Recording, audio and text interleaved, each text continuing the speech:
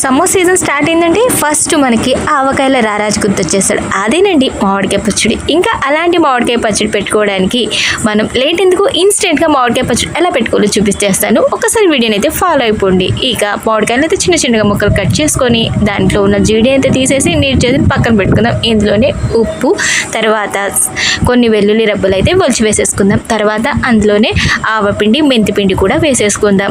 ఆవపిండి 3 స్పూన్స్ తీసుకున్నాను, మెంతిపిండి 1 స్పూన్ తీసుకున్నాను. ఇలాంటి క్వాంటిటీస్లో మీరు ఎంత క్వాంటిటీ కావాలో అంత క్వాంటిటీస్ అయితే వేసుకోండి. ఇన్స్టెంట్ పచ్చడి కాబట్టి కొద్దిగా కొలతలు అవసరం లేదు. ఎందుకంటే మెంతిపిండి ఎక్కువ వేస్తే చేదు వచ్చేస్తుంది, అందుకని అయితే చెప్తున్నాను. ఆవపిండి ఎక్కువైనా నురుగు వచ్చేస్తుంది, అందుకని చూసి వేసుకోండి. తర్వాత ఇందులోనే కారం వేసుకొని చక్కగా మొత్తం ముక్కలకు పట్టేటట్టు కలిపేసుకోండి.